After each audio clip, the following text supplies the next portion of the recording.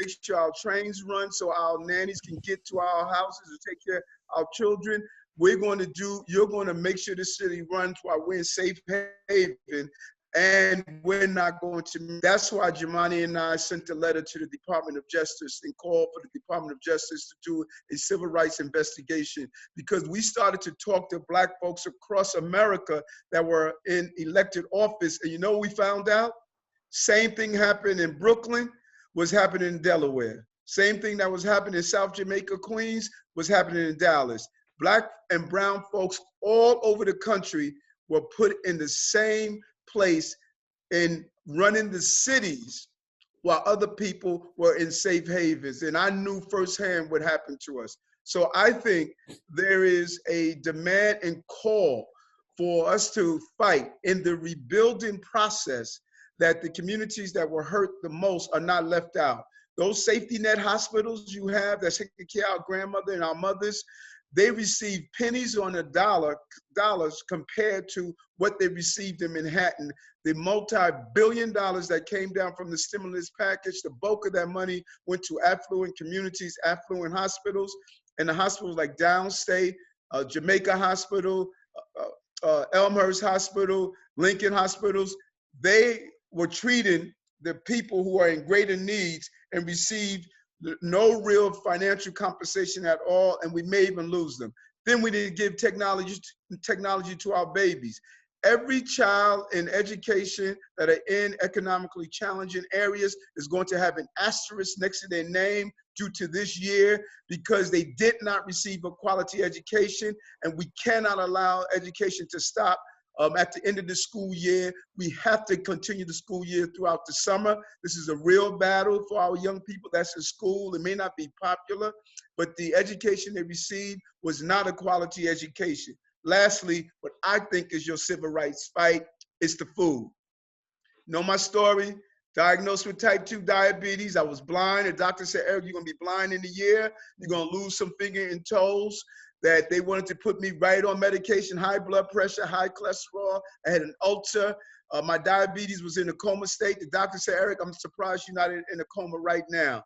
5 doctors told me the same thing. You'll have to go on insulin right away. I decided to do something else.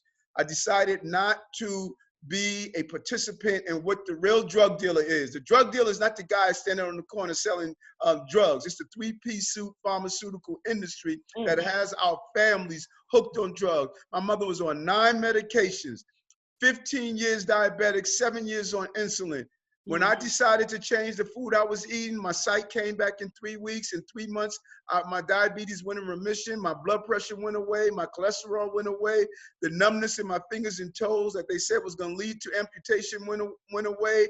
No drugs at all. Mom joined me. 2 months later, Mom was off all of her insulin, and half of her medications were cut in half. Now, she has six children. Wow. She loves them all, but she adores me. I'm her favorite child. And it's about, that's what we need to fight for. 94% of the people that died from coronavirus had pre-existing conditions. Diabetes is the umbrella of pre-existing conditions.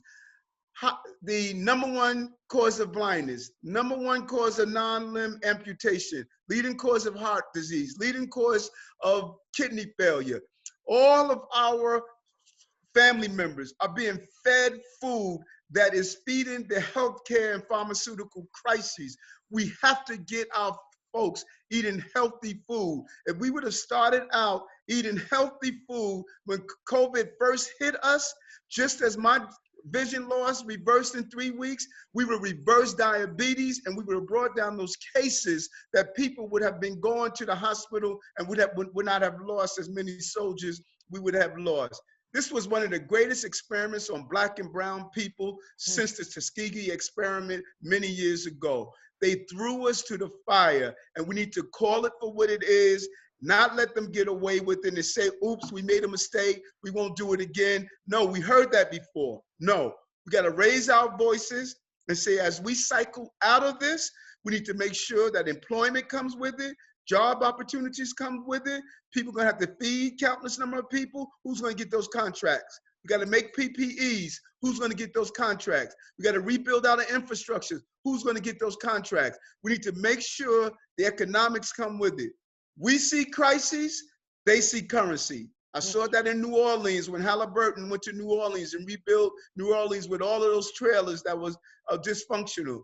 We can't allow them to get away with what they did to our family members. And I hope everyone raise their voice and demand the Department of Justice conduct a civil rights investigation, because the outcome of that investigation would allow lawsuits to take place, and we could mandate changes in some of the infrastructures we need around healthcare, around education, around employment, around everything that we need to hold the feet to the fire to people who screwed us up, from the federal to the state to the city level. And that is my 2 cents. Amen. Goes right there. You put it all up. You summed it all up, and hopefully everyone heard you and will take heed. I definitely did. I have diabetes, so I definitely heard you in that aspect.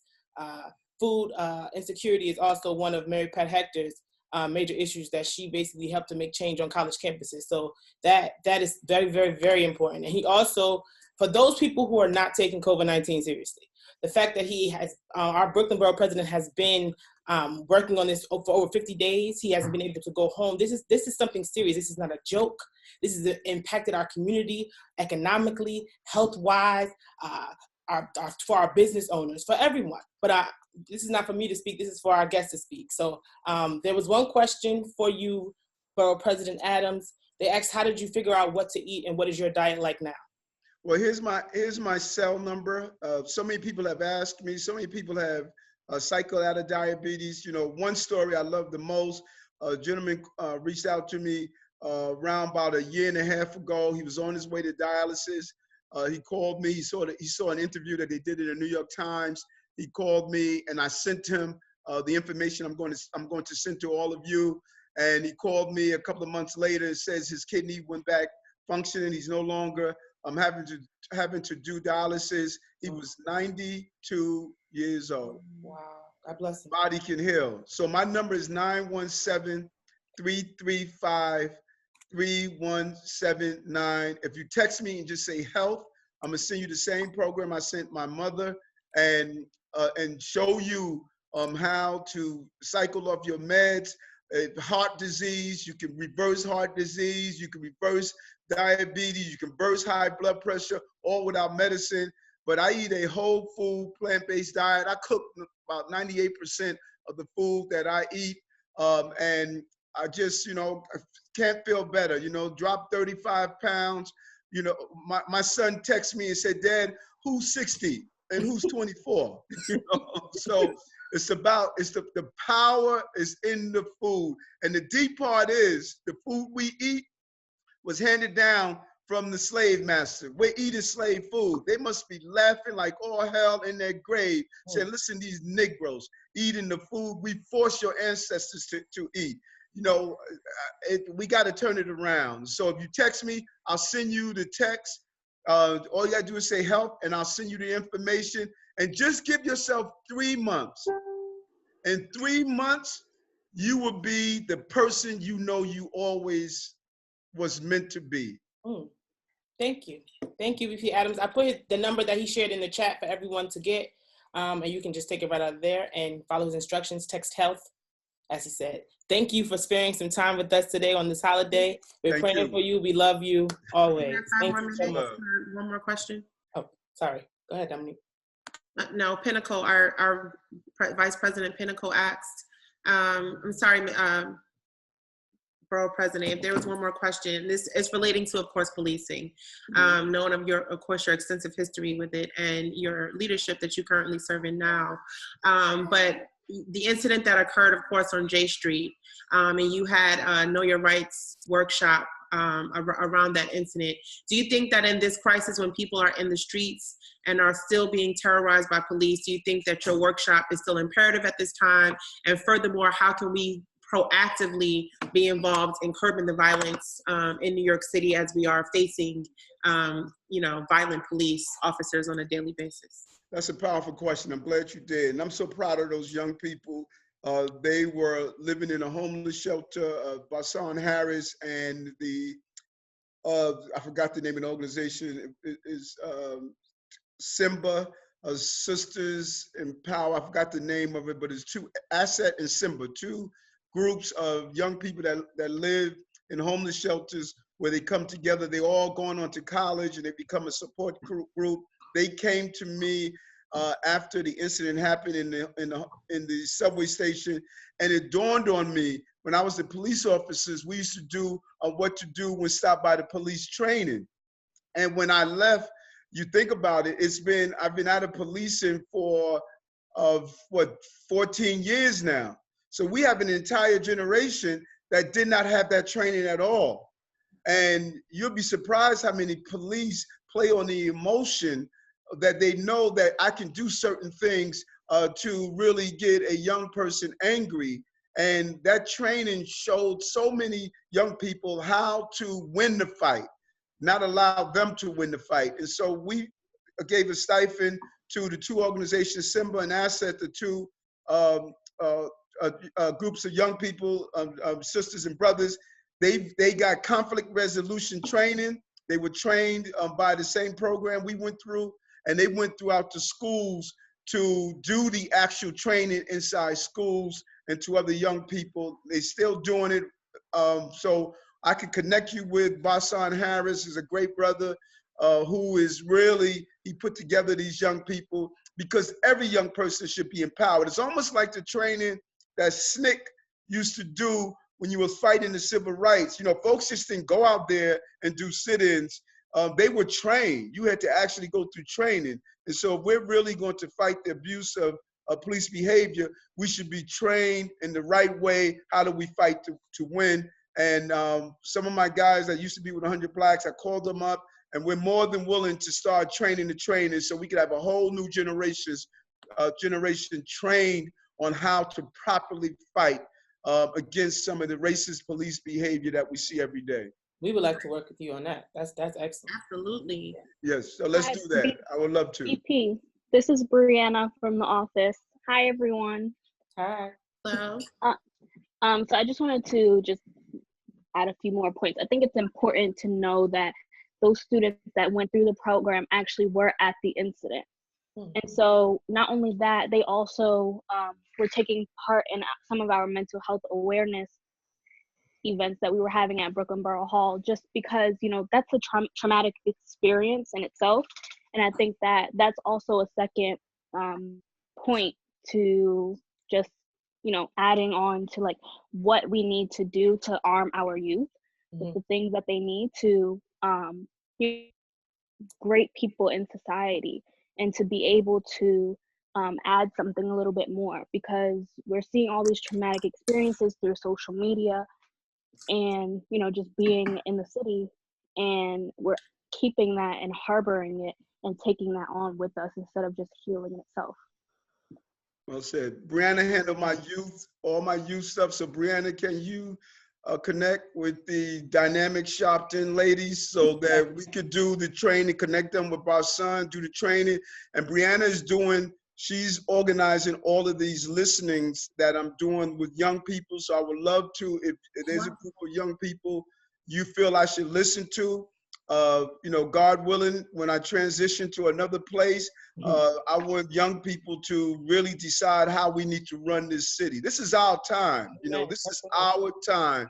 And I'm not going to be here forever.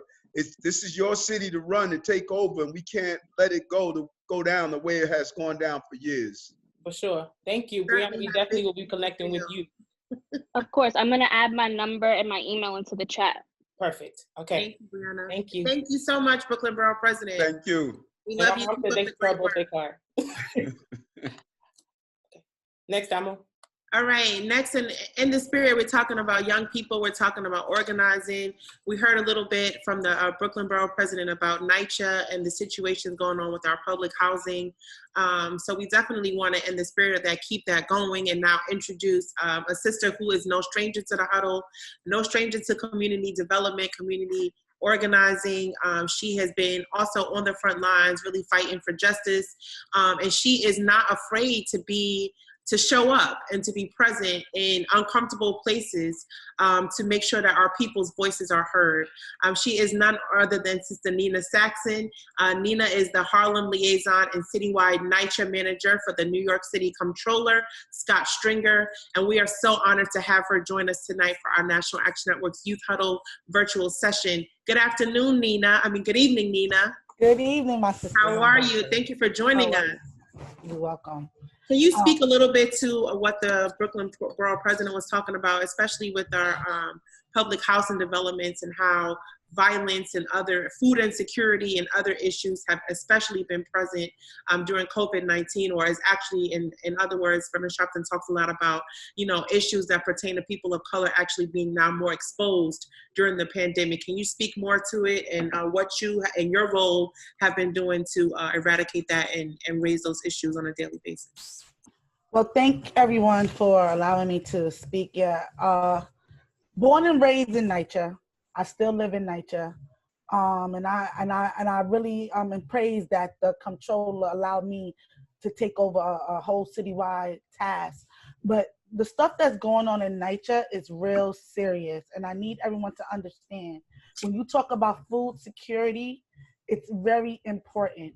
And the reason why I'm saying that is because you have senior citizens who live in NYCHA buildings that sometimes don't have access to food because they're not part of a community center. And so you have a lot of senior citizens who are over the age of 75 and sometimes is home alone. And it's like, who is checking up on them? Who is calling all of these seniors that's living in NYCHA? So that is one of the problems. Another problem when it talks about COVID that my office, the controller's office has been dealing with is the overcrowdingness in the NYCHA developments. Now, if you have a person, as you know that the news talked about over 1,200 people in NYCHA was that died over because of the COVID. What about those families that are living, like 6 or 7 families that are living in a home? So if someone has the virus, they're bringing it home to 7 of their family members because they're living in an overcrowded apartment. So that's a second issue that's a problem. The third issue is with young people in the housing developments, school, and the violence.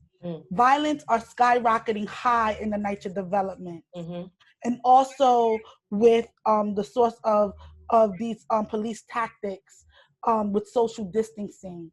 The disconnect that I see and a lot of people that work with me in the controller's office that deal with everything all over the city is the opportunities for young people. The opportunities for young people are really small, and you have these amazing organizations, these amazing tenant leaders, and amazing advocacy groups, but it's not getting into the meat of the center of the issue, and that is the opportunities for young people.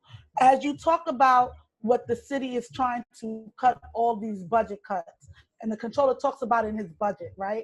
One of the things that they're really trying to cut is YSEP, right? Yes. The biggest problem with YSEP is the first thing that they asked to cut was something to dealing with youth.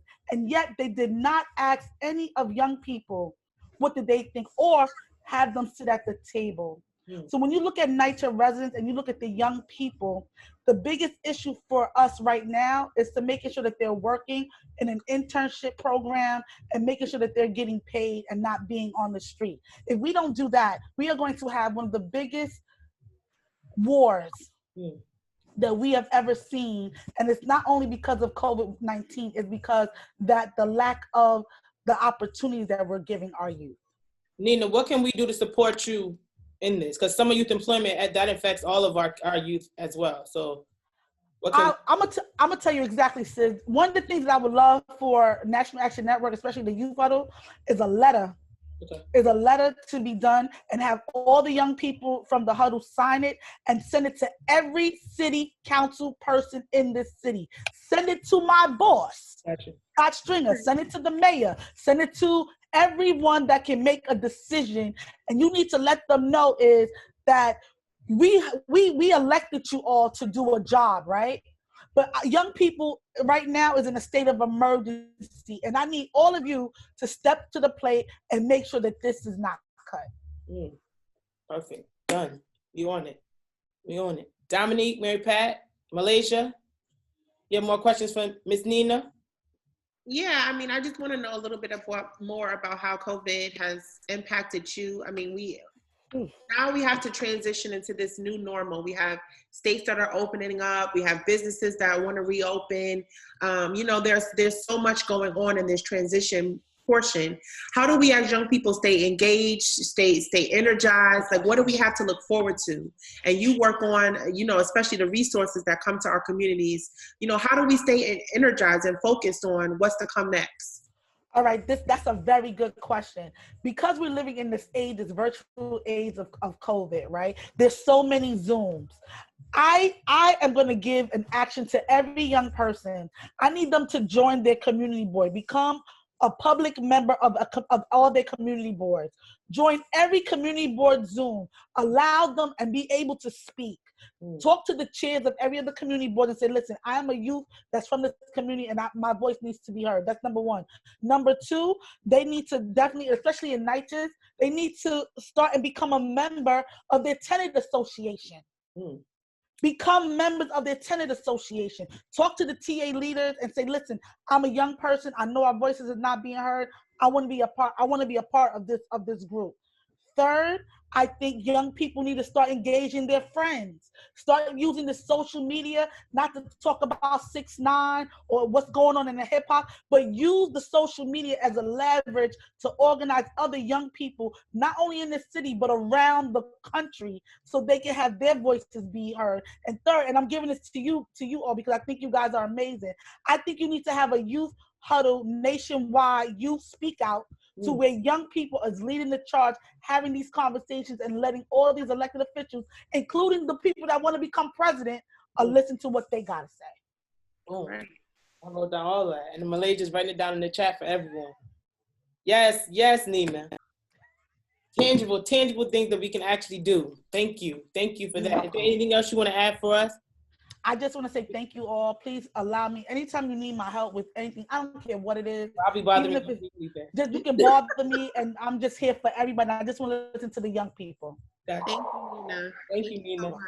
Stephen Marshall, Minister Stephen Marshall, our liaison to the president, is going to introduce our next guest. Grace and peace be unto you, everybody on the call. I have to give props to the leadership of the NAN Huddle. Its founders and its leaders. This is an awesome time for us to not only talk, but to organize and hold those who say who they are accountable. And so our next speaker is Mr. Brandon Hicks. He serves as the African American Affairs Director for the New York State Governor, Andrew Cuomo. He is no stranger to National Action Network, has worked hand in hand with us as an organizer to make some of the changes that we see, or the benefits of the changes we see today happen. So Brandon, the first we have a couple of questions. Your position on the state level is very, very valuable to the conversation and how we go forward. So the first question we have is, can you speak to the impact of the coronavirus specifically on Black and Brown communities? And the second part of that is, do you know basically how's the reopening happening? Do you have any real answers to it's been alluded that June would be a possible month of New York State reopening. Can you give us some of the the intel as far as what are the determinations? Do we see what happens after this weekend? We know that a lot of people are out and about, and the numbers have been assumed that they may spike. So can you just give us some of that intel on Black and Brown communities and the reopening of the state? Yeah, really happy to be here. Thanks, Stephen. Hi, Brandon. Hey, everybody. Hey. So you guys know the numbers. 34% of the deaths from COVID-19 have been Hispanics. 28% of the deaths for COVID-19 in New York City have been Black folks. Black folks only make up 22% of the city population, and we are 28% of the deaths. Hispanics only make up 29% of the city's population, and they are 34% of the deaths. So Black and Brown folks have been definitely disproportionately impacted by COVID-19. And there are a number of reasons for that. A lot of us are essential workers. A lot of us stay in housing with lots of folks. We don't have access to the same health care that folks who don't look like us do. So there are a lot of reasons that impact these numbers, but those are definitely the numbers. As far as when the city will be opening, I'm sure you guys look at the press conferences that the governor has every day, and you know that there are 7 metrics. There are 7 metrics for the city to open, for this region to open. Right now, there are the regions that have gone to phase 1 are the Capital Region, Central New York, Finger Lakes, Mohawk Valley, North Country, Southern Tier, and Western New York. And they met the 7 metrics. And the 7 metrics for a region to get to phase 1 are a decline in total hospitalizations, decline in deaths, decline in new hospitalizations. There needs to be 30% ICU beds available, and there needs to be diagnostic capacity. And the 7th metrics that the city said that they're working on is contact tracing. So everybody who is testing positive for COVID-19, the city needs a way to trace them and to trace the folks that have been in contact with them and and to let them know that, hey, you may be vulnerable to COVID-19. The mayor and the governor agreed that mid-June seems like a place, that time that New York City will be able to get to phase 1. And just to reiterate what phase 1 looks like, phase 1 looks like construction opening, agriculture opening, some retail opening for curbside pickup, and manufacturing and wholesale trade. And if you're talking about going back to school, that's phase 4. If you're talking about going back to church, that's later on. So like phase 1 is simply being able to pick some stuff up from retail places and construction work. And so we may be able to do that in June. Wow. Thank you. All right. Yeah, so there's a second piece to that, being that you said, obviously, that the determination on the reopening has a bunch of phases that seems to be complicated, especially in the Black and brown community, simply because we never had the option to stay home and shelter in place based on our economic, situations individually. So let's segue right into the point where obviously the weather is getting nicer. Things are, people are getting crazy with cabin fever. And then some people just can't afford to stay home anymore and or looking for an outlet for whatever stresses they're going through by way of losing family members to COVID-19. But again, so Black and brown people, we've seen over the last several weeks, this heavy-handed and in some cases abusive tactics by the NYPD. What is the governor's office and or your office planning on doing? We haven't really heard much as it pertains to what the NYPD has been doing to specifically Black and brown people for violation of social distancing by way of not having a mask. And then we see the mayor retract it. And this question, obviously, about the mayor is not towards you, but what on the state level, what's the governor's strategy or your strategy and your power to make sure stuff like this doesn't happen again, and how you guys address them? So a lot of these issues between trust and communities of color predates COVID-19. And the governor has always been pretty on the forefront of saying that these issues, they definitely need to end. And so it's definitely problematic to see the heavy-handed enforcement. But the mayor has decided that the NYPD should not be enforcing social distance. And we're going to just wait and see if that changes any of the enforcement and videos that we've seen. Okay. I think another piece, talking about economics as it pertains to young people, most of us on this call may not know how funding works. Again, your office, you have a very essential position in the governor's office in New York. How does funding trickle down to neighborhoods of color as it pertains to youth and their programs and all that stuff? Do you have an influence? Do you have anything to say, or as far as how it comes down? Can you just explain that to some of our young people? So this is pretty exciting. Last week, the governor announced that he's launching $100 million New York Forward Loan Fund. And this is to provide flexible and affordable loans to small businesses, Black and women-owned small businesses, minority and women-owned small businesses. And these are businesses that did not get any federal funding for COVID-19. And so if you're a small business with 20 or fewer employees and you make less than $3 million in revenue, then you can apply for small business loans from New York State. And for folks who need to know that information or get access to that website, it's esd.ny.gov/ /New York /loans. And I'm going to put that in the group message that we have going on here. But yeah, that's really exciting. So, because a lot of Black folks, we weren't able to get access to those loans that went out from the Trump administration. And so this is the governor's response to that. And hopefully folks on this call or folks that you know will be able to take advantage of this. And this was just announced last week. Right. Well, Brandon, thank you for all your information. I think it was valuable, and we would hope that you would continue your partnership with specifically our young people, National Action Network, to make sure that we get on the ground, on-time information as it pertains to our situation. I want to pass it to my sister, Mary Pat, who is the National Youth Director of the National Action Network. Keep up the good work, Brandon. Thank you. Thank y'all. Yes, so I want to introduce two amazing individuals, but I'll start with Taylor Dews. Taylor Dews, whose pronouns are she, her, and hers, currently serves as the first president of the Spelman's Collegiate Chapter. For you all who are unaware, in the collegiate chapters, there are more than one president. So there's the first president and the second.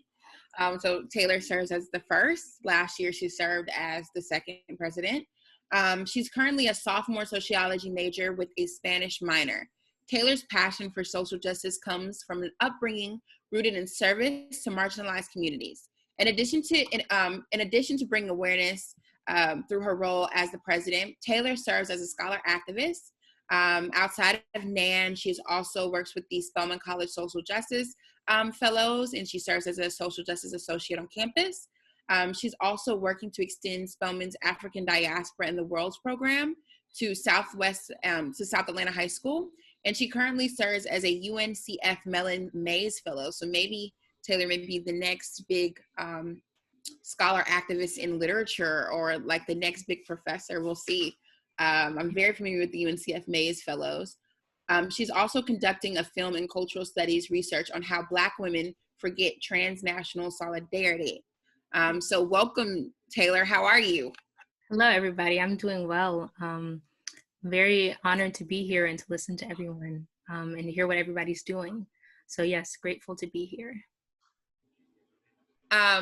Now, Dom, am I supposed to ask Taylor questions or you? Yeah. So Taylor, we just want to jump right into it. We know that you are, of course, a student, right? And we want to know specifically how this pandemic has impacted you. We also want to know from a leadership standpoint, as you've been organizing and dealing with other young people, especially those who are still college students, you know, how this pandemic has really affected the mentality and the mental health wellness of a lot of our students. If you can speak to that and some of the work that you've been doing and how that's impacted your work that you're doing currently. Certainly.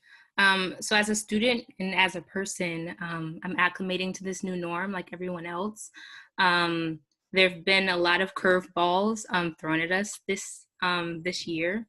So particularly something that I'm focusing on in regards to my mental health is prioritizing, you know, my mental health and my spiritual health, and finding that balance between productivity as a student and as a human being who needs rest and who needs to come to terms with this new reality and what it means and the impact of this new reality.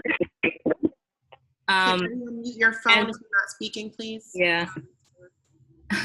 As a student activist, I'm also trying to understand that this is a new norm for everyone. And so for my members, they're also going through this and trying to acclimate to this. And I'm specifically talking about the National Action Network members. And so coming into the pandemic, I gave everyone, you know, a break, but as we know, we can't really take breaks as activists. And as advocates. So we've moved towards a virtual community. So we've continued having a presence on campus through our social media and also through our group chats, but also recognizing the current issues that have arose during the pandemic.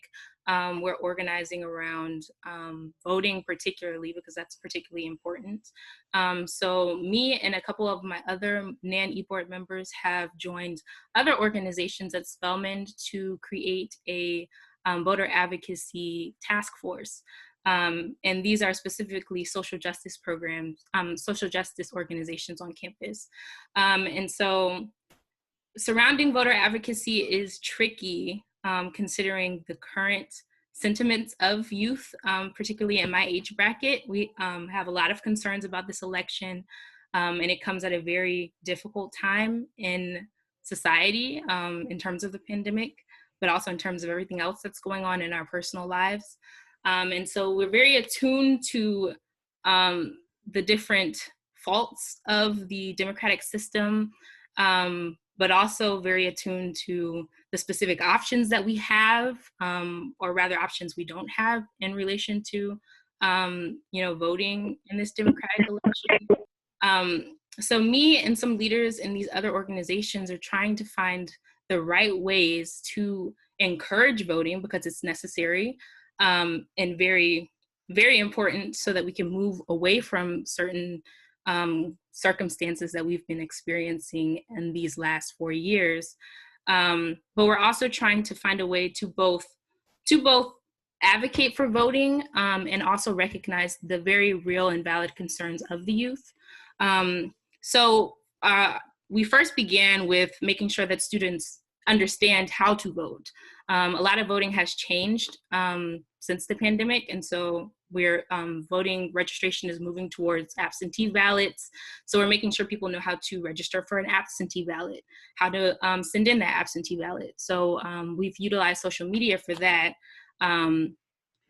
Just laid out a very simple list of instructions of how do you go onto your, and this is specific for to Georgia, how do you go on your My Georgia voting page and request an absentee ballot.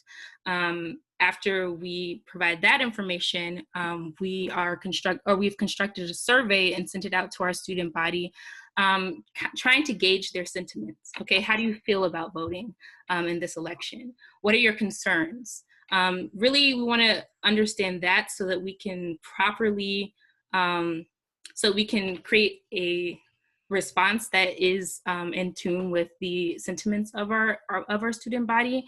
So, if they're very concerned about these sexual assault allegations, or if they're concerned about the recent interview with Charlemagne the God and Joe Biden, or are they interested about Joe Biden's policies? Are they interested about his possible running mate? We're trying to figure out where do you stand? Are you going to vote? So in understanding that, we can understand how we can properly engage with our student body to ensure that they are voting. And then depending on the responses we receive from that survey, we may create like a panel session between some of our older Spelman faculty and staff, because for me personally, what appeals to me as a young person in my relationship to voting is really invoking the fact that people have fought for this right. Our elders in advocacy have been spat on, been hosed down, all in the effort to get the right to vote. And so that's something that's very, very important to me. And that's something that a lot of young people are a little removed from. We're a little removed from that history. So it was an idea within the task force to create a panel of older activists who can really appeal to that, that history or herstory, if you will. So that's what we're doing surrounding voter advocacy. And then generally for our membership as the National Action Network, we're transitioning to virtual platforms, which is a transition, but we're doing it in the light of our circumstances. That's wonderful. I know that there are young people that are in this chat who are not old enough to vote yet, but they care about the issues. So they care about, for one thing, their parents have to fill out the census for them to get resources in their community. Mm-hmm. And there's so many things that are related to voting and picking, of course, the right people to lead us to get the information and the infrastructure and the resources that we need. So can you speak to How do you feel as a young person being able to vote? Of course, I know that you mentioned why you vote, but what is going to energize young people to get out the vote, and to not only get out the vote, but to spread the word of why voting is important to not only their families, but their friends and their communities, and those who they're in communication with? Mm-hmm. What do we need to know? Well, for the young people on the chat or tuning in who cannot vote, that was me 4 years ago, and I had to watch, Donald Trump get elected. I was, 16 watching that, and I had no ability to vote. So I know how that feels. And that's similar to the situation now. And so being in that situation 4 years ago really pushes me to vote now, because now I do have the ability to vote. And I feel like a lot of my peers are energized to vote, especially those who come from the same, age bracket as myself, because they did experience that really impactful and, change-making election that has brought us to where we are now. And so I would say that my generation was a little more energized to vote before, our choices started dwindling down. But I still think that we have a sense that it's important to show up to the, or show up, figuratively speaking, to the voting ballots. But, I understand sentiments that are skeptical of this democratic process of voting. I understand those sentiments, but I also think that, like I said before, we have to really be cognizant of this right to vote and what it means and the history that it holds. And I would say that that's the strongest appeal for my generation in particular. And then also, we just have to get this man out of the office. And I think someone said earlier that, Joe Biden has a lot of good policies, but he's just not the proper vessel, doesn't say the right things, isn't really someone who, isn't really a good spokesperson. Oh, he's so cute. But yeah, I think that we have to look past that in the best ways that we can. And we just have to continue to forge forward as voters. Thank you so much, Taylor. Mm-hmm. I next want to introduce our next guest, who is Cameron. Cameron is a Morehouse College sophomore. He is a political science major from Newport, New Jersey. I apologize. In his home state, he does service with elementary school kids, Habitat for Humanity, and other things. But at Morehouse College, Cameron serves, or is on track to becoming the vice president of the National Action Network chapter there. This summer, Cameron has an internship in the House of Representatives in Washington, D.C. with a United States representative. We don't know if we can mention who that is, so we won't.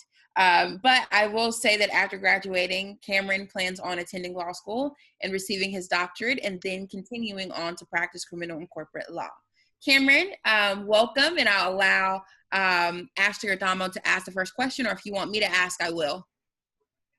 Yes, Thank you for having me. No, thank you for joining us, Cameron. How has life been in quarantine? It's definitely been trivial. I'd say firstly, I've had to get accustomed to being with my family all the time. Well, coming from, go ahead. Oh, well, I was going to also say, and not only just for you personally, but also as a student, how has, being ripped off campus? I know this was your freshman year. What a crazy freshman year. Please also talk about that as well. Okay. Yes, it's definitely been trivial. I'd say coming from being at a state of freedom, and also being in a strictly academic setting, to coming home where you can't really go out to see anybody or do things that you would normally do, has been hard. It's definitely taught me how to function online, and also taught me the value and importance of being with people. Um, Transitioning from Morehouse back home, it was all really fast. Like I said, it was during spring break when we had found out we couldn't be back. And, within a few days, me and my family were in, grabbed our stuff and out. And, within the next week, we were online doing school online. I'd say as a student at home in quarantine, it got pretty challenging at times. I heard Taylor touch on mental health. That is something that I prioritize as well. Um, and also focusing on studies. To prioritize my mental health, a lot of times I would, when I had free time, when I'm not talking to family or talking to my friends, I, sit around, maybe read a book, go outside and do things contrary to what we would normally do. But also being a student, prioritizing schoolwork got pretty hard because you have the temptations of things that are around you at home. A lot of my professors at school, believe it or not, doubled the workload, which was interesting to me because you think, being home away from school, they'd probably cut it a little bit or cut it short a little bit. But workload was doubled. It definitely helped me with time management while trying to do that, and then home into like politics and what's going on around the nation. It's definitely, I would say, believe it or not, I've been busier than I was at school just because there's so much going on at once while trying to be a student and prepare for anything that I needed to. Taylor mentioned Charlemagne the God and Joe Biden. I'm sure by now you've had at least seen, if not the full video, a clip. Do you think that a lot of people's concerns are relevant, or do you feel like this was just another distraction? I definitely think concerns are relevant. I think, number one, it's important as a voter to understand that not only are you voting for the policies that you may find important to you, but you're also voting for somebody that represents you in the greater picture of things, on the grand scheme of things. No matter what political orientation you may be or what you support, I think it's important that, number one, you look at the issues that matter to you, and number two, you look at who is, fighting for those issues for the better interest of yourself and for the people around you. And specific reference to the interview itself, I don't remember exactly who it was earlier, but like they said, Joe Biden all he had to do was kind of keep his mouth closed and, get us to the election. I think as, isolating it from it being Joe Biden himself, I think as a white person in America, you have to understand that there are certain lines and boundaries that you don't cross. I don't think that he meant it in a, in a derogatory racist manner. However, you should keep to yourself. But ultimately, in terms of the people, I think that concerns, and you should be concerned as to what, the people you are electing and the people you're voting for, what they're doing and how they present themselves, because ultimately this is who's getting your vote. Like somebody mentioned earlier, on the grand scheme of things, we have Joe Biden or we have the individual currently in office. And I can personally say, no matter what this person says, I don't think I can do another 4 years of Donald Trump in office. But, as voters, it's important that you pay attention to and hold accountable the public officials that you elect, but also be cognizant of the current situation that is going on and what you can do to change that. So you mentioned mental health. So I want to ask you two questions. One, how will you and your chapter continue to push or encourage young people to participate in the upcoming election? We know that young people have a distrust for the political system, and I always tell people it's within reason. But I also want to ask, what are you, or how would you encourage other young people to remain productive during this time? What would you encourage them to do, or encourage them to you know, how would you encourage them to practice self-care during this time, since I know that was something that you have been doing during this pandemic? Well, firstly, my chapter at Morehouse, it's definitely been a different transition. The first few meetings that we had after leaving school were virtual, of course, and we kind of we actually disposed of the formality of the meetings. Usually, you know, if we're holding in-person meetings, it's very structured. We have an agenda, certain topics we want to hit, old business, new business, that type of thing. But specifically to the time period, we wanted to get rid of the structural part of it and just sit down and have a conversation with people. Because a lot of times when unforeseen events come about or things that you're not prepared for come about, sometimes it's better just to, you know, get rid of the usual and sit back and just have conversations with people and see where their heads are at. In terms of voting and stuff like that, we've come together and pitched a few ideas. Firstly, holding a Zoom meeting with campus-wide Zoom meeting with other people on our campus and see where their heads are at in terms of voting and stuff like that. When we were leaving school, we had just gotten to, you know, Joe Biden being the singular candidate at that time. So, you know, we still had a lot of people supporting different candidates at that time. So, you know, now that we do have a singular candidate, getting people and seeing where they're at in terms of voting for this candidate and what issues matter to them. Also, another thing that we're doing in my chapter is within our own communities, setting standards and guidelines in terms of getting people in our community to go out and vote. Specifically, people of color. It's important that we go out and vote for the issues that matter to us. A lot of times, personally, and I'm sure many people can agree, we do go out and vote, but it also feels like any issues that we feel strongly about or concerns that are brought to us, they aren't proportionally displayed, you know, within the media or when they're talking about issues of the United States. For example, getting accurate and appropriate amount of testing in terms of COVID-19.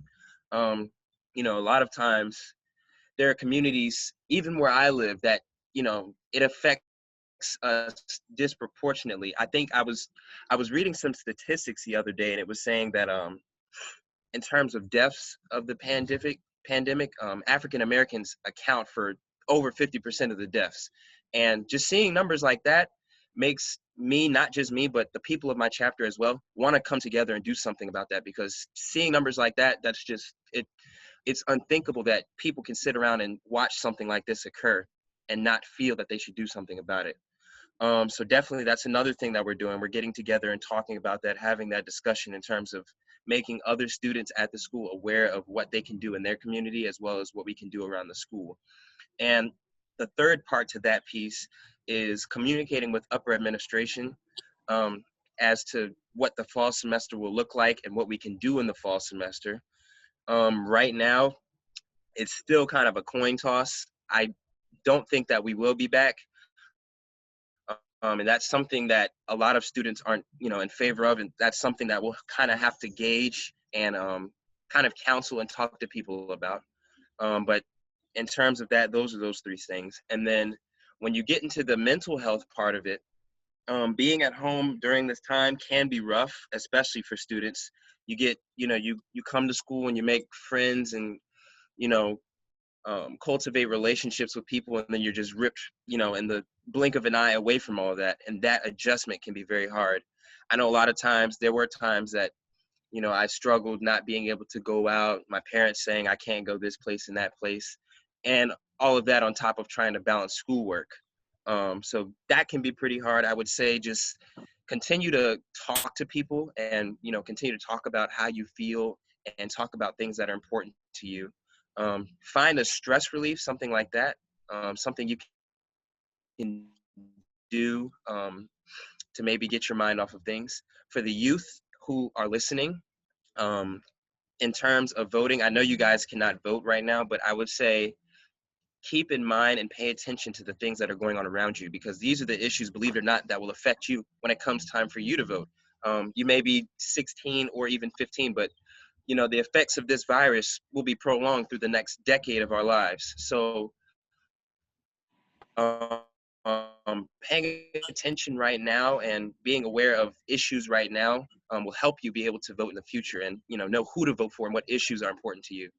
Really quickly, and then I'll pass it on to Dominique. A question for either Cameron or Taylor. And I know we have, like, Malaysia's going to an HBCU. She's going to Clark Atlanta next semester. So when you all go back on campus, finally, you all can show Malaysia how to charter her National Action Network campus at TAU, and we'll be at all of the 3 major schools in the AUC, which is exciting. But one of my main concerns have been the sustainability of HBCUs. When you think about Hampton and Spelman and Howard and the endowments, you know that those institutions will be safe during this time. But I think about the impact COVID will have on HBCUs like Bennett, on HBCUs like Central State, on HBCUs like NCCU. Schools that are barely hanging on by a thread. A lot of schools receive stimulus money. I know Morehouse has not distributed any refunds, but I know Spelman was pressured into distributing those refunds, and students did receive those refunds. And it was a uphill battle, because when I saw a lot of the PWIs, I said they need to give students their money. During that time, less than 1% of students actually received money back from the billions that were given to them from the federal government to students to support students during this time. Spelman did, but my tone with the PWIs was kind of different than my tone with HBCUs, because I know that HBCUs need that money. I know that students need that money, but I also know that these schools not only don't have the funds to pay their teachers on time on a normal school year, but now during COVID, not only do they have to pay teachers, they also have to get ready to pay for Blackboard and Zoom. They also need to continue to keep the lights on in their facilities and pay their bills on time. And this is very, very stressful. And my biggest fear is that following COVID, a lot of our institutions will not survive. How will you all ensure that our institutions can survive? Are you all doing anything to bring awareness to get alum while they are at home, those who still have jobs, to support their HBCUs and give? I might have to go ahead and send Spelman $20 or $18.81. I don't know, but what are you all doing to encourage alumna to give during this time to sustain their institutions? I And if you're not doing anything, will you all commit to doing something? Yeah, I definitely am on the latter end of that statement. We're not currently doing anything at this time. However, I definitely do foresee us doing something. Morehouse is, I don't know how to frame this correctly, but I want to say that Morehouse right now cannot afford to have students not attending in the fall. And if that does come to light and that does happen, it'll be very hard for us to continue to get the funding that we need and sustain as an institution. So number one thing that I actually have been doing since I've been at the school is reaching out to alumni from my area and simply letting them know that Morehouse is doing well. We still need contributions and whatnot, because the government, to be completely blunt, the government isn't going to give much money to HBCUs at all. As much as they like to say, hey, we'll put away this money or that money for historically Black institutions, it's not coming. And if it is, it's not coming fast enough. So what we have to do as students is be proactive and go out to the alumni, and not just alumni, but I know students will do stuff that may seem far-fetched, but simple stuff as emailing a celebrity, stuff like that. People are always willing to donate. And I think one thing that we're all going to do going forward is just within our own communities and the alumni within our own communities, tap into that network and see what they can do for us, especially in light of what's going on right now. We need them and we need their support tremendously. Mm-hmm. I agree that the sustainability of HBCUs is a lot, very much dependent on alumni donations. Our chapter is not currently doing anything surrounding alumni donations for Spelman. We're definitely going to get involved in that. or, you know, ask Spelman what they need and try to respond to that need. I know currently Spelman has an alumna, you know, relief program. So they're currently asking alumni for donations, and they've received a lot of donations during this time. So I think that that's very good. But like you said, the real concern is for these smaller HBCUs that don't have large endowments. And so I definitely think that we should look into how we can show up for their needs. Both of my parents are alumni of a smaller HBCU, Norfolk State, in my hometown. And so I'm definitely asking them, you know, have you donated to your undergraduate school? But yeah, definitely the work needs to extend beyond that. So yeah, I appreciate that question, and definitely going to look into how we at Spelman's National Action Network Collegiate Chapter can participate in, you know, seeing that those needs are met.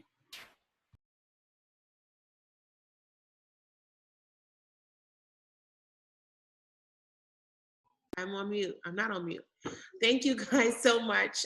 Certainly it's always a pleasure and honor hearing from our students and those young activists who are really out there on the front lines, you know, really doing what it takes and working hard to just make an impact and make sure that our youths, our voices are heard. And we definitely thank you and wish you all continued success in your work. I want to talk now to Reverend Robert Thompson, who is an associate pastor at Canaan Baptist Church of Christ in Harlem. And he is definitely one who is also an advisor to young people. He's been a teacher and leader and in so many aspects, one that young people confide in and go to and look for direction and counsel, as well as our spiritual guider. So I wanted to bring you on now, welcome you to NAN Youth Huddle tonight, and to invite you to speak a little bit about, I know that there's been questions raised, of course, and right after this, there's a Faith in Action virtual webinar that's going on with Reverend Sharpton and other faith leaders on Facebook Live that I know we're all going to run to as soon as this is over. But Reverend Thompson, if you can speak to how COVID has impacted not only the parishioners in the congregation of Canaan, but across the board as we see, you know, Trump mandating or asking that faith centers now be considered essential and open immediately, and the health concerns involving that. You know, how, as a spiritual leader, have you seen this impact parishioners and people that you guide spiritually on a daily basis? Well, first and foremost, thank you so much for having me here. It's a wonderful discussion, and I'm glad to be part of it. I would like to say, you know, currently, you know, we're totally online. We've been doing our worship services online, our Bible studies. We've been contacting our congregants via email, text, and phone. We've been having official board meetings, you know, on Zoom like this one. Our funeral services have been online as well. We are thankful to have that ability to connect with our church community. But, you know, it has some challenges, and we still have to make some adjustments to it. Regarding Trump's call for faith leaders to start opening their doors right now, first and foremost, let me just say that the church has always been open. The church has never closed. We have always been there praying for our community, for our leaders, our servants, you know, everyone in this world. So we are constantly in prayer. The thing is about going into a building right now is a bit premature. As it was mentioned earlier, you know, Canaan itself, we are thinking about going back into the building, but it needs to be done in phases where, you know, our congregants can have trust, you know, into what they're walking into is safe. So we need to make sure we are supplied with masks, with gloves, that the place has been sanitized, how seating arrangements are going to be. Also, if someone is sick within the church, do we have a place for them to be quarantined off? You know, so those things we need to address, and we are in the process of doing that now. How can you speak, of course, to the significance of how do we engage our spiritual connection, of course, during a time like this? How do we stay encouraged, during this time? And what are some methods that you've been using? Of course, we all know that we pray to God and that we're spiritually connected, but, what are some of those hardcore, valued resources and things that you can, pass on to our young people to stay encouraged during this time? Yeah. What it really comes down to is really about you having a relationship with God. If you just think about having a relationship with a person that you know, whether it's a family member or a loved one, you want to be able to talk to that person and trust that person. I think you need to have an honest relationship with God where you can sit down and talk with him and tell him all of your concerns and be truthful about it.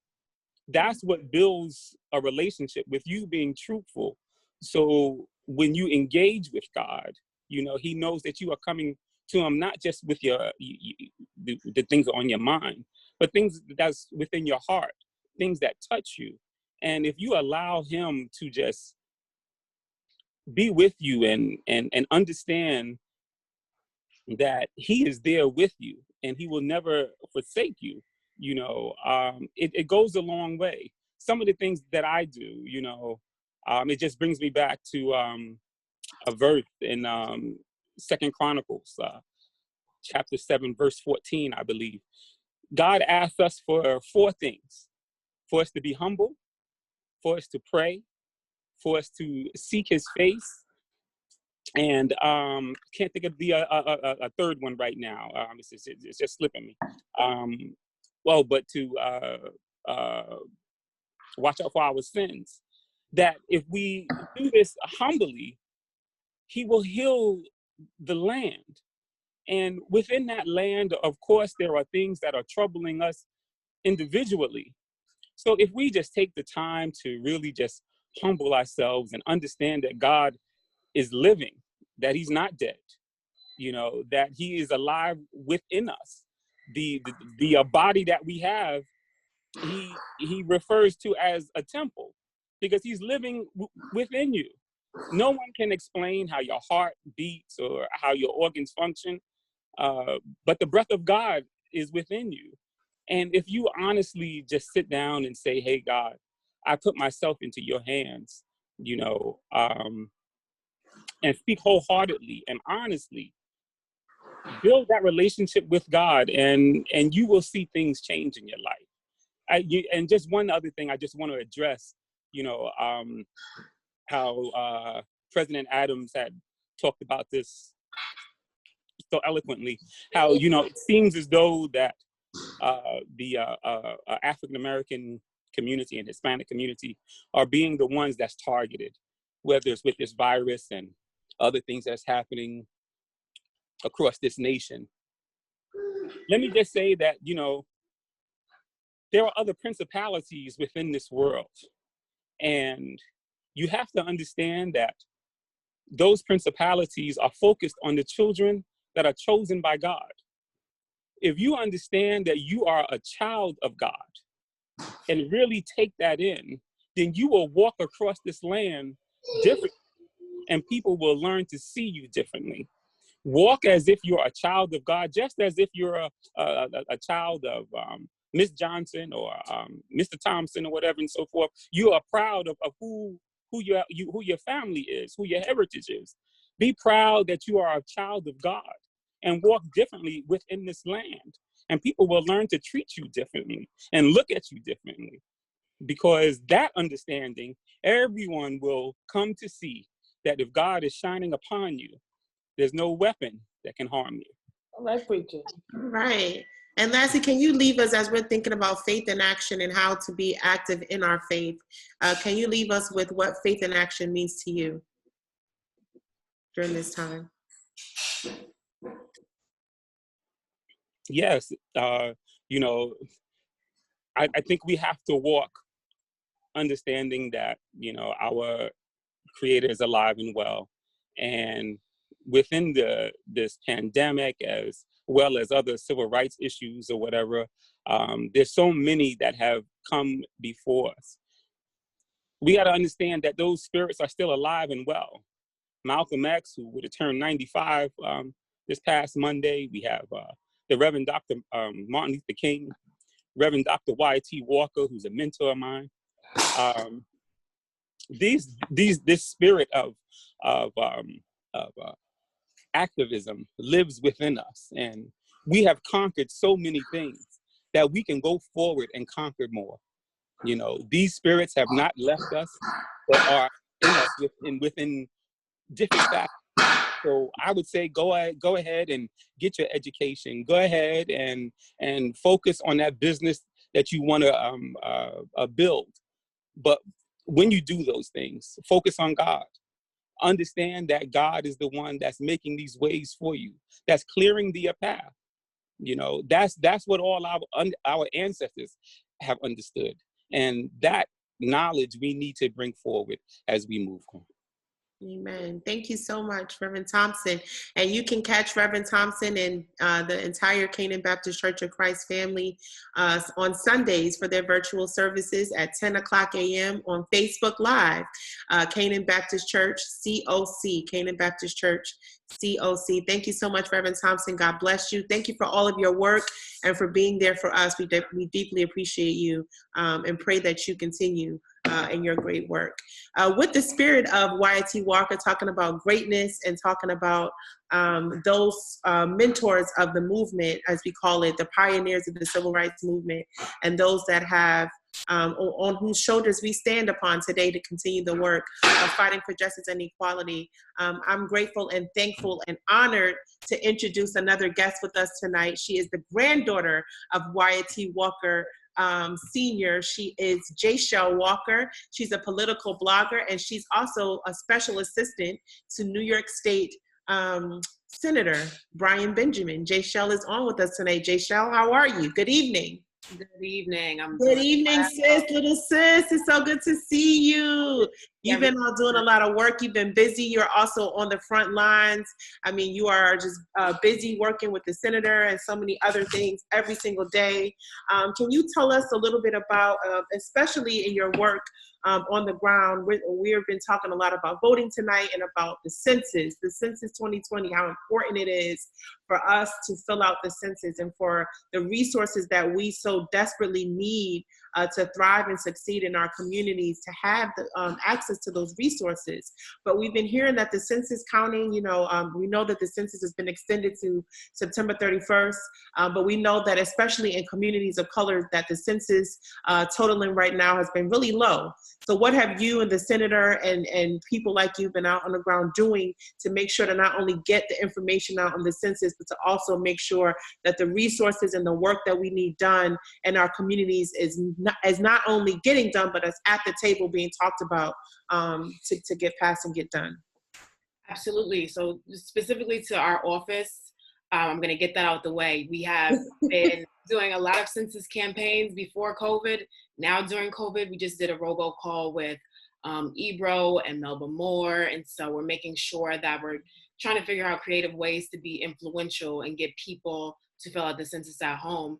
It's been extended through October 31st. And so I'm not sure if that's enough time, to be honest, because we're at 50%, across all boroughs. I would say Staten Island is leading with about, 5% more, like 55%. And so, as you all know, the census is, the key to our federal representation and funding.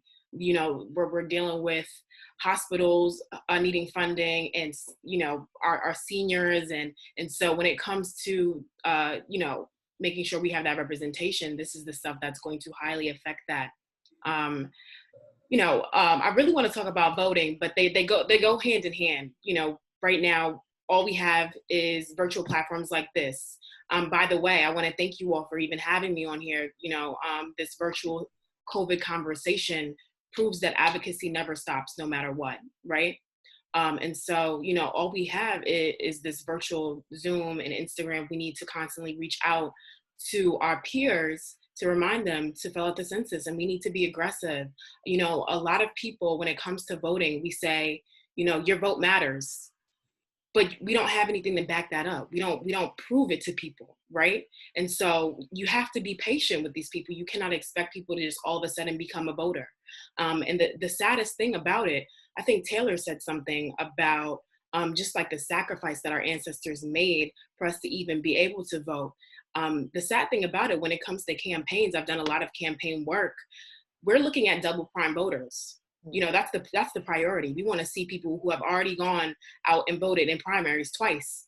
And so, unfortunately, the people who we're constantly telling, like, your vote matters, they end up being on the back burner. And so, you know, that's something to consider. This is why we need to encourage people to constantly go out and vote, because the more you vote, the more you become important to people when it's time for them to go win, right? But, you know, I've done work. When I was at Hampton, I'd done work registering people to vote. And I'm telling you, I would go knock on doors. I would go walk up and down the streets of Hampton, just trying to register people to vote. And a lot of people didn't feel like they were worth it. And I would have conversations to the point where I would cry, because they really did not see any value in themselves. And so you have to be aggressive, you have to be patient, and you constantly have to remind people and do it in a loving manner, reminding them that, you know, they matter. And if they don't speak up, someone will come in, most likely a Republican, and try to represent them and be their own voice. And so that's what I have to say about this. You are the granddaughter of one of the greatest civil rights leaders that this nation has ever seen and known. For some of you, most of you who don't know, it's a shame, but if those of you who don't know, Reverend Wyatt T. Walker, you know, was a pioneer in the civil rights movement. He was the chief of staff to Reverend Dr. Martin Luther King Jr. At SCLC, and he also went on to become the first chairman of the board for National Action Network, and of course the leader, the pastor of Canaan Baptist Church, and so many other things that he accomplished. What is one thing that he instilled in you, that he taught you, that you are carrying with you every single day in your important work that you are now doing, standing on the shoulders of your grandfather and so many others like Martin Luther King, who paved the way for us to work and to be the voice of the voiceless now? What is one thing that he taught you that you're carrying with you every day in your work? That's interesting. That's interesting because, you know, for me, I had to be ignited with this passion on my own. You know, I was the granddaughter. I was looking forward to making pancakes on the weekends, you know, and so he didn't bring his work home to me, you know, and by the grace of God, I happened to be passionate about this stuff myself. But I will say this one thing: he never made sure, well, he always made sure that the work was more important than himself, right? And so sometimes you don't get the credit for the work you do. And quite honestly, if you get comfortable with that, you start to fall in love with the work even more. So I would say that's one takeaway that I've had, just recognizing that he was not quick to be, you know, not quick to be the person in the spotlight. He wanted to make sure that the work was executed properly first, and that that was the priority. All right, Jay Show. So how can we stay involved and engaged in the work that you're doing, the work that the senator is doing, and the work that we need to do? How do we stay involved and engaged as young people on the ground? How do we activate other young people and stay engaged? Absolutely. Well, one thing I'll say, I love that young people are just so passionate naturally, but the reason why I'm in politics is because there was a lot of things I didn't understand in the process of the way things worked. And so I have friends who are more fired up than I am when it comes to certain issues, but they don't know how to execute and make things happen. And so you really need to pay attention to what these elected officials are doing. You need to know who your district leader is. You need to know who your city council person is. You need to know who they work with, who the people, you know, the city council, their peers, your state senator. You need to sign up for their emails, right? Because a lot of these people are trying to engage young people. And so we're trying to use outlets like social media and sending out email blasts. And so the information is there, but you have to go get it. And you have to want to understand what's going on, and don't ever sleep on that. Don't ever sleep on that. You know, I was walking to the park to go do a jog this morning, and I ran into one of my classmates He tried to hit me with all the conspiracy stuff this morning. And I said, look, let me really be honest with you. You don't even know what you care about. You don't. And you need to take that time to stop and think about, what do I really care about? And I understand and respect the fact that a lot of us don't have the luxury like other races, right? Where we can stop and think. We're worried about how we're gonna pay the bills, the education, we're worried about making sure that our parents are proud of us. And so we're constantly on go, trying to make sure that these things are in line. But you got to take time for yourself and think about in the next next couple weeks, right? Because COVID is here. And so things are changing constantly. But you have to stop and think about, what do you care about? And you have to really think about how you're going to get there, right? Build the foundation. Don't just talk about it. And so be disciplined. And that's how you make stuff happen. Right, Michelle Walker. Can you tell them how to find you? I know you have a blog. You also Yes. I wish I could spend more time on it, but right now my priority, working for Senator Benjamin, is making sure that I highlight his work. Mm-hmm. I think it's very important that I'm out there with him while he's, regardless, before COVID, he's on the go. That guy is constantly on the go. Always. But even now, he's handing out meals, masks, hand sanitizer, gallons of hand sanitizer. And so I make sure I'm out there with him to document that stuff, not because it's the Brian Benjamin show, because he's not even like that, but to give people hope so they can see what we're doing in the community, because people are constantly quick to say, oh, they're not doing anything for me. You know what I'm saying? So it's very important that we document that type of stuff, giving them hope, and then also giving them an opportunity to engage with us. Oh, we need that too. Oh, this is happening over in this development. And so, yes, I do have a blog. It's called Life and Politics. And, I'm really trying to keep up with that and do the best I can. But I'll drop all my information there. And then I'll also drop my boss's information, because I think it's very important that you follow that as well. For sure. Yeah, thank you. Up for that. Look for that in the chat. Oh, also, if you are not registered to vote, you have until May 29th. Right. To register to vote, because you can vote in this June primary. Okay? Right. That's important. And the June primaries are? Yes, the 23rd, June 23rd. June 23rd, and please, I'm gonna put a whole bunch of information for you all. To access. That's all we Who are you voting for? Thank you. Who am I voting for? No, we're not asking you that. We're not asking you that. No, but you're voting, and that's the point. Every job, always gonna vote. Nonpartisan, that's right. Register to vote. Look for information in that chat. We have a few more minutes because we're all excited for the Faith in Action webinar that's coming on right after with Reverend Al Sharpton and leading faith leaders.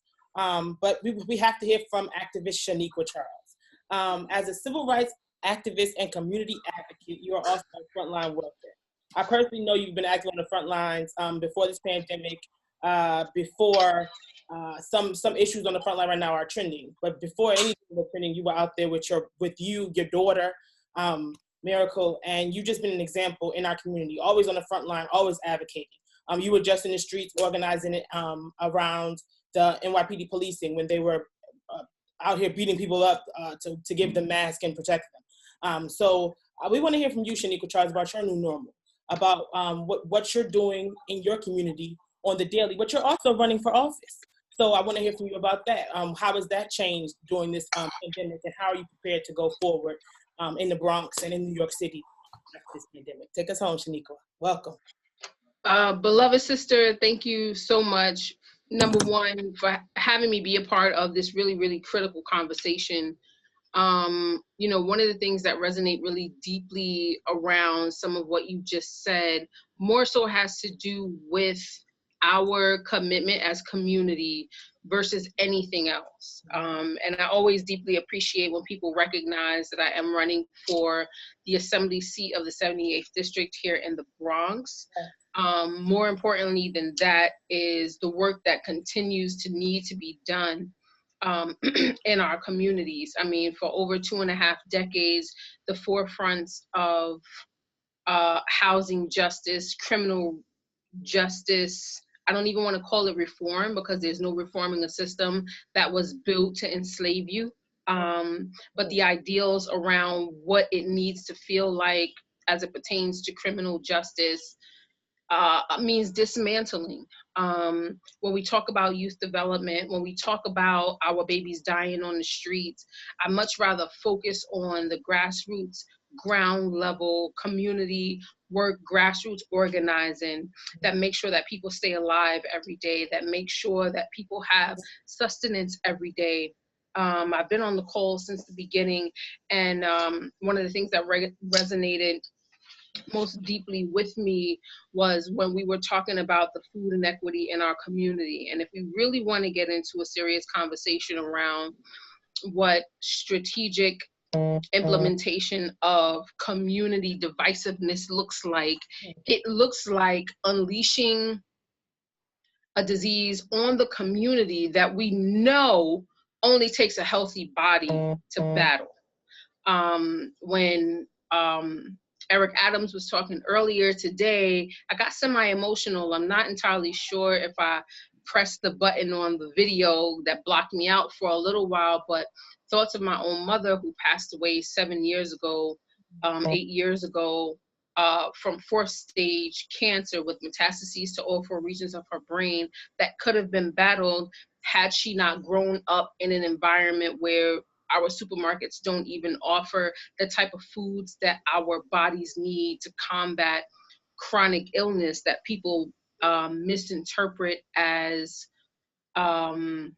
hereditary that is not hereditary, like diabetes, hypertension, aka high blood pressure, cholesterol issues, enlarged heart. These are all of the things that she battled. And so while we continue to wrap our heads around the fact that someone sat in a lab somewhere, and it's about to get real, someone sat in a lab somewhere and said, how can I manipulate this disease to now take out communities that we infiltrated with crack and heroin 30 and 40 years ago, and then we threw mass incarceration and over-policing and over-criminalization of these redlined communities.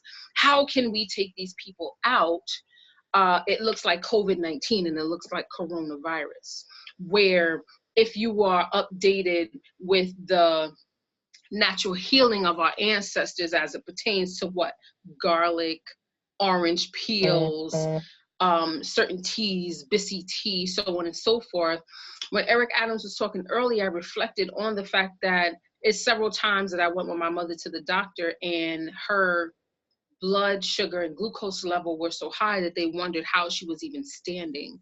And so after understanding that most of that came from poor food choices because of the food desert that we live in here in the Fordham section of the Bronx, taking over her kitchen became the next best option. And I think that added a couple of years onto her life, taking her off of 600-700 finger sticks. For those who are diabetes knowledgeable, understand that 400, 500, 600, 700 is comatose state.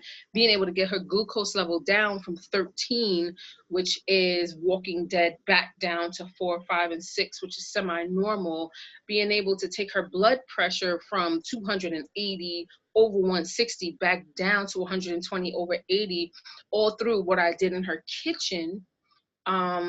Prompted us to not only start Miss Abby's Kids,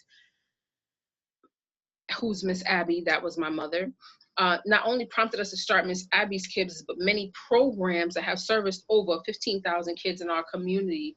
When we talk about living in a place where we are intentionally divested from with regard to food, resources, economics, education, and healthcare, and policing, the thing that we need to realize and continue to understand is that we're under siege and under attack. And so we started a program called Miss Abby's Summer Sleepaway Camp Style Club, where we took Black girls from the Bronx, Harlem, and we took them to a 287-acre farm, and we taught them the meaning of agriculture and producing your own food, because here I was running into teenagers that thought string beans grew in a can. And that's unacceptable if we want to be able to physically, mentally, and emotionally battle even half of what we're up against, we need to understand that the body being healthy in food and mind is one of the most important and critical facets of that. So we took these girls and we had a remarkable program where agriculture and being producers in the world instead of consumers led the forefront of what we taught, in addition to swimming, which is another element that our children just don't get a chance to be involved in addition to money manners, book club, visual arts, theater, so on and so forth, improv, and really tapped into places in our young people that folks have given up on or hope that they've disguised enough for us not to pay attention to. And so when people introduce the fact that I'm running for assembly, the thought that plays over and over in my head is that for many years, people have asked me, what are you running for? When are you running? And I'm running for my life, and I'm just trying to take my people with me. But what I understand is that advocacy and legislation need to be married in order for our groundwork to be protected by legislation, thereby funneling out the people who do not care about us. And so that's where I'm at today. I'm not running for the assembly seat because I'm a career politician. I'm not running for the assembly seat because I've had political aspirations from any age. We fight government. I'm running for my life, and I'm trying to take as many of my people with me to the assembly seat of the 78th district here in the Bronx, because we suffer the most. We have the most deaths.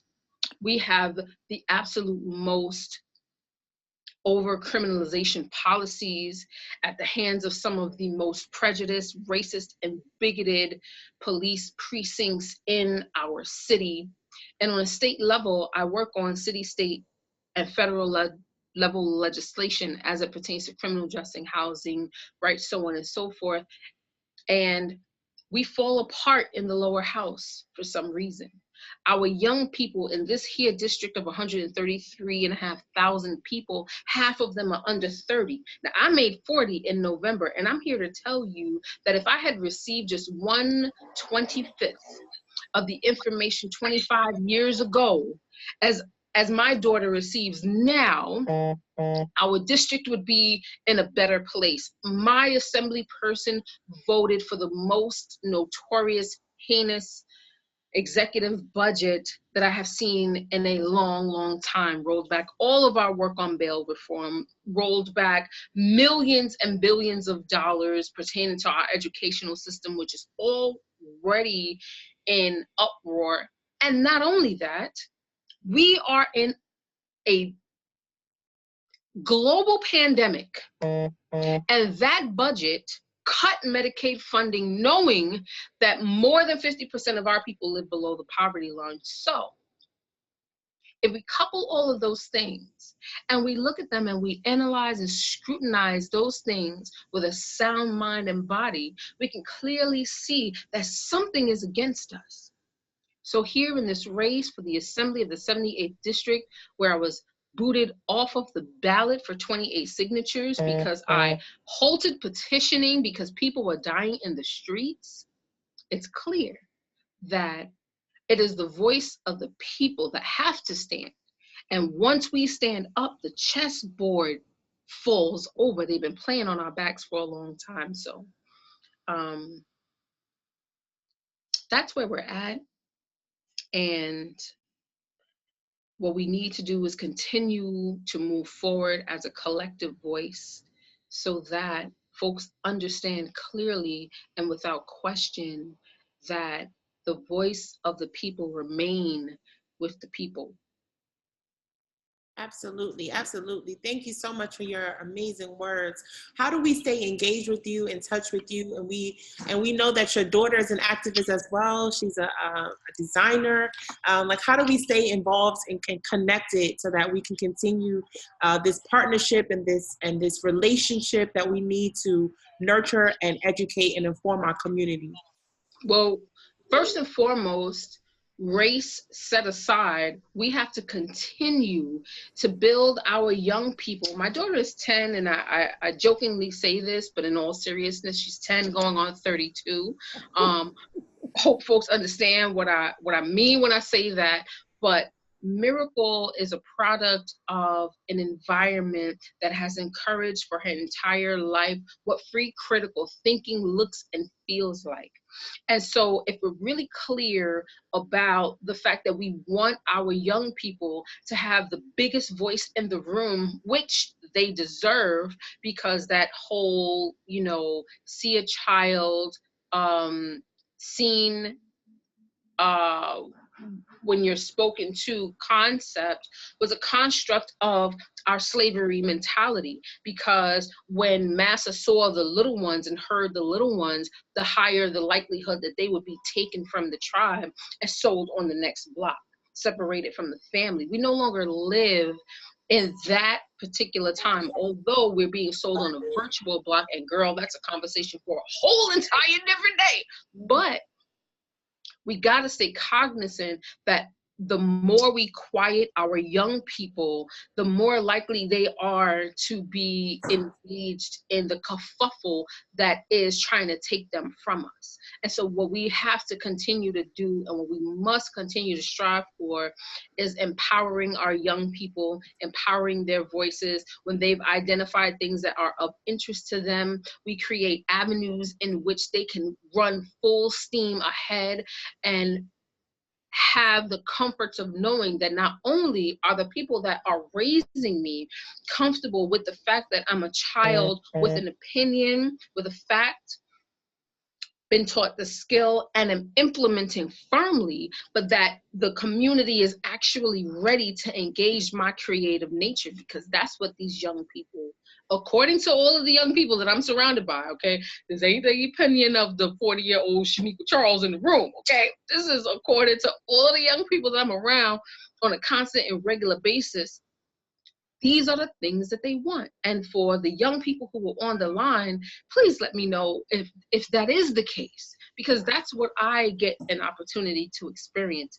All of the young people that come through either our program, or every Halloween, we close off the street and we hold a humongous health fair. Why? Because everyone's looking for crap to put in their bodies and mischief to get into.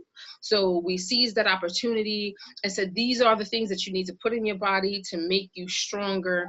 These are the things that you need to be engaging in. Did you know you need to have life insurance? Do you know if your pee smells sweet, it may be diabetes? Do you know X, Y, and Z? And we teach those things on the one day of the year where the crime is the highest and kids are looking for crap.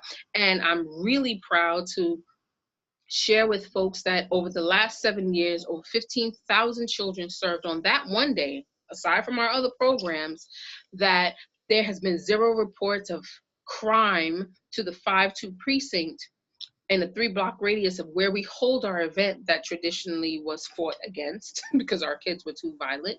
And the comeback to that was they need things to do and to occupy their souls. And so now we got children who started with us at 2, 3, 4 years old who now volunteer with us and now spread the word to other youth. So I guess the moral of the story is that once we empower our young people and we give them what we have without forcing them to take it, but encouraging what their mental processes and emotional processes are, then we become winners in community with our young people. Half of my people are under the age of 30. And between the age of 19 and 27, the most babies are being created. So let's think about that for a minute and say, listen, if we really want to analyze who the folks are who are the decision makers in the community and the potential decision makers, we have to give our love and energy to these young people. Because look, I've already lived probably half of my life. And so what that means is that these young people are going to be responsible for taking care of me as an elder. And as a person that was able to be with her elders and her grandparents and her aunts, great uncles in the watermelon patch, the pecan trees, growing the food fresh from the ground, there's something to be said about when those things go missing from a community. Absolutely. Our communities have been devastated by intentionally taking those things out through the infiltration of drugs, through the infiltration of the prison industrial complex, and all the other things that we talked about earlier. Absolutely. Education and lack of healthcare. Yes. Thank you so much, Sister Charles. Sister Charles, wow, that was incredible. You are dynamic. We look forward to continuing our conversation. We know that the hour is late, and so we know that we can go on and talk for many more hours, but we know that the time is late, and we do have another webinar that we want everyone to partake in. That's a Faith in Action call with Reverend Al Sharpton right after this one. So we don't want to belabor. We do have some wrap up things, and we want to, Sister Charles, if you can put your information as well in the chat so that we can follow up with you and continue working with supporting whatever it is that you are doing and to continue your good work. And we thank you for joining us tonight. We also want Malaysia Freeman, our president, to come back if there's anything else that you want to add before we close. We want to thank Brooklyn Borough President Eric Adams for joining us and for being with us for the duration of the call. It means so much to us to have you on, to listen in and to give us support and to give us, of course, direction as we are looking, to you and other leaders during this time of COVID-19 and this time of crisis for our people. We also invite Emerald Garner Snipes, who's also on the call, the daughter of Eric Garner, who is planning a virtual service for her sister, Erica Garner, who we lost so tragically so soon. She's planning an event on this Friday that she wants us to partake in. So I want Emerald to come on and give us that information if you can, please, Em. Hello, everybody. I hope everybody's doing well. I hope everybody is healthy. I just wanted to come back again and talk about the virtual memorial that I wanted to do for Erica. Her Dirty 30 birthday is on May 29th, so that's what I'm calling it, her Dirty 30. And I wanted to do a little kind of birthday party for her, like a home birthday party. So I'm asking that everyone who has met her, come in contact with her, maybe have a picture with her, did a protest with her, to share your experience of either meeting her, encountering her, seeing her, and seeing what she does. And on that live, I'm gonna actually have the producer and creator of the American Trial, the Eric Garner Story, which just released. It premiered on the 21st. It's playing all the way until the 28th. I definitely want you guys to watch the movie. My mom is in it. There's only 2 actors in the movie, which is the guy who plays Daniel Pantaleo, and I believe one other person in the movie, but everybody else is actual lawyers, actual prosecutors, actual ex-police officers, and actual friends of my father. And they put this movie together. They've been working on it for about 3 years. The premiere happened. I'm gonna put the link in the bio. The movie is $12. You just go online and you pay the $12 and you watch the movie. And I really want you guys to watch it and join the live Q&A, because I want to get you guys feedback. My mom will be on the Q&A, and you could directly ask questions to the producer. So the producer is, he's from abroad, so he's not from America. And he was, I think he was born in Canada, raised in Mexico, I believe. I'm not sure, don't quote me. But his name is Roey Messenger, and he approached my mom 5 years ago about the movie. And they've been working on the movie ever since. And the movie stops premiere. It's from the 21st to the 28th. So Erica's birthday is on the 29th. So I thought I would just join the two to talk about Erica, her life and her experience. And I also have the producer and and my mom coming on to talk about the movie. And I think it's really important for young people to watch, because we lived this. We did this. We did the protesting. We started it off. We took the streets. We did die-ins, we did lie-ins, we did our borough-to-borough march, we did our big march in DC, we took over Staten Island, we did that. So I think that it's important for us to know that, for people to know that that's what we did. So join us on the 29th. I'm definitely going to be posting the flyers. I'm going to put the link in the bio, and I really want everyone to watch it and let us know what you think about the movie. And also continue to support us. I wore my shirt today. So we're also going to be doing t-shirts and everything like that. So make sure you join us, and yeah, send your questions. This stops today 2014@gmail.com. So if you watch the movie and you have a question and you think you may not remember it by Friday, you can send me your questions as soon as possible. The info in the chat for all of us to get it. Yes, I'll put everything inside the chat, and make sure you do your videos, your pictures, send it to me, because I really want people to see who she was and to see, you know, that she was a great, and I have a special surprise. Alyssa, who is Erica's daughter, is going to be doing a short video, and I definitely want you guys to see it. Alyssa, we love you. We love you, EJ. Thank you. Malaysia, do you want to, and Kaylee, wherever Kaylee is too. Yeah, she in there. That's who I've been talking to on the side. Malaysia, if you want to say thank you, our president, Malaysia Freeman, president of the NAN Youth Huddle, and then we will have Reverend Thompson come and close us out for the evening. Next week, we're talking about, of course, June is Gun Violence Awareness Month, so we'll start talking about that. And we'll be back on our regular time at 7 o'clock p.m. next Monday, not 5 o'clock, but 7 o'clock p.m. on next Monday. Thank you all for joining us. Malaysia, and then Reverend Thompson, and then we're out of here. I wanted to say thank you to all the panelists who joined tonight. We learned a lot of information. Don't forget to vote, and also make sure to stay safe during this pandemic. If you do have to go outside, please wear a mask, gloves, make sure to social distance. But the last thing I do want to say is also to invite your nieces, your nephews, your daughters, your sisters, all of them. Make sure to join the Zoom call, and if not, to watch us on Facebook Live, because it is important that our youth know what's going on in our community, and they know that their voices are being listened to, and they know what they can do to prevent police brutality from happening, or what they can do to make sure to stay safe in the community. So thank you, everyone, and have a good night. 2 quick questions. Am I allowed to come every week just to hear this? And second, can I post it on my Instagram and tell the young folks to listen in on to this, because this was amazing. Thank you. Yes, of course. Yes. Thank you. Thank we you. love you. Okay, Reverend Thompson. Amen. Let us bow our heads and humble ourselves as we come before one that's greater than ourselves. Our Father and our most awesome God, dear Father, we are here today thanking you, dear Father, for the breath of life, thanking you for your Son, Jesus the Christ, dear Father. We thank you for this fellowship, dear Father, as you point your children, dear Father, to look forward, dear Father, how we may grow together, dear Father. I thank you for the young leaders, dear Father. I thank you for the seasoned leaders, dear Father, that you will continue to help them to grow into and mature into the word, dear Father, that you have paid for them. I ask you to please be with President Adams, dear Father, as he's on the job 50 days and counting, dear Father.